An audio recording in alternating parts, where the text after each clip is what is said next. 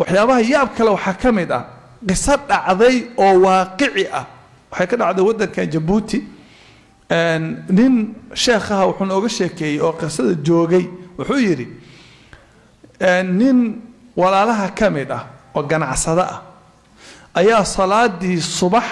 galabkii marka la joogay ayaa nin saaxiibkii ayaa wuxuu ku yidhi baadiyan aadayay lacagtii uu ka shaqeeyay dukaanku wixii lacagtan ihay intaan ka soo noqonay ninka dukaankiisa iska gatay markii galabkii la xiri gurigiisu tagay lacagtii uu meel dhigtay gurigu dhigtay lacagtii waa lacag ka soo badan saaxiibkii baale oo ku amaansaday salaadii subax uu masaajidka aaday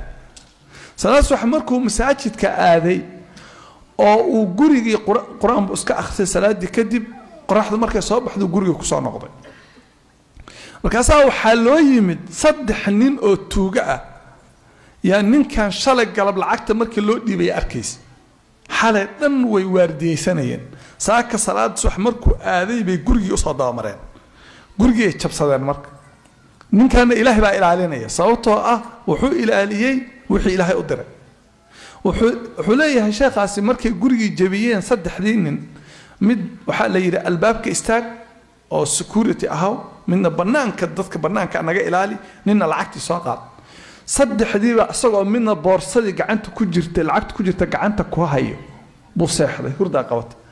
meeshii uu seexday midkii albaabka taagnaana meeshii ku dhacay uu seexday kii banaankana uu hurdaa saddexdii nin oo hurda 1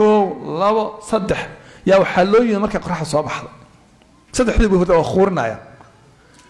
wala kicii war maxaa dhacay nimankan maxay ahaayeen wala qabtay war maxaa ahaydeen lacagtii gacanta ku haya uu hurdaa ninkan markaas waxay dhaheen ninkan lacagta rabay inaan ka xadno markaan guriga soo galay aan noogu dambeysay ilaahay baan nafti ka qaaday fiir wa fiir kuntu sam'ahu alladhi yasma'u bi sama